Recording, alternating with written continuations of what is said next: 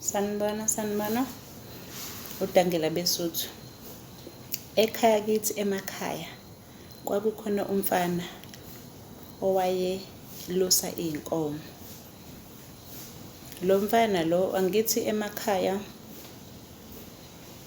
ekhaya nje kithi angisho njalo,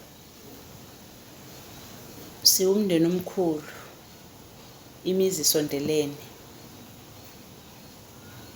Kusho ukuthi lo mfana ubelusa ekhaya elikhulu. Kuneminye imizi-ke obaba omncane kanjalo phakathi kanjalo. Mhlambe 5-6 imizi yasekhaya. Lo mfana ulusa ekhaya elikhulu. Simazi-ke nje efana nelunga lomndeni. Kodwa manje into eyayingidida ekhaya kithi kwakunezindlu eziwu-5 ngesikhathi ngisakhula-ke. Awukho u-big house, wawungekho ngaleso sikhathi u-big house ekhaya. Uma unendlu yakhe kunezindlu eziwu-2 zangenhla. Mina ngilala kule yangenhla eyodwa. Kwakukhona indlu ogogo babebawu-2, kwakukhona ugogo uMangema sebashona, kube khona ugogo uMamthetho. Mina ngilala le kagogo uMamthetho because izindlu vele zayihlukene ngaleso sikhathi. Alright. Njengoba elusa ekhaya elikhulu kusho ukuthi wazi yonke into yakule mizi. Khona into owayenza engangayiqondi namanje angiyiqondi kuyimanje.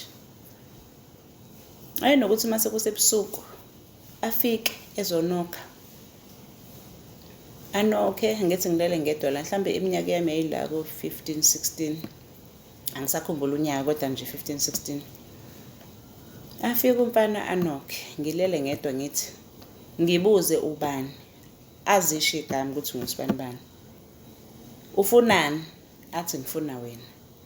Yazi namanje ngiseke ngibuza ukuthi lo mfana kahle yini wayeyifuna kumina ebusuku because wayengibona emini angasho lutho. Nangaleso sikhathi phela ngangazi ukuthi kuyashelwana, nami ngase ngiyintombanyana, ngangazi ukuthi yabo if uyangithanda kumele ngishele, but yena wayengakazi angishele. Wayesekhulile kodwa ngathini wayethe ukukhula kancane kumina, shuthi wayesethe ukuhlakanipha kakhulu. Kodwa namanje ngisayibuza ukuthi lo mfana wayefika ebusuku engqongqoze ethi ufuna mina. Hayi ngangi-end up ngigcine ngavulanga, kodwa ngagcina abazali bami ngingabatshelanga ngoba ngabona ukuthi hayibo ngizothi bekwenzakaleni sekufanele ukuthi ngiyamkhatha, yayibo leyo nto. Ngagcina ngingashongo, ngayithulile. Namanje ngisengike ngibuza ukuthi ikazi wayenokha ezofunana, ngigcine ngingavulanga. Ekuseni futhi mase ngimbona angasho lutho, abe umuntu nje. Bye bye guys. Ngiyacela bandla ni-like i-channel yami, ni-subscribe. Ngingathokoza kakhulu ukukhulisa i-channel yami. Bye bye.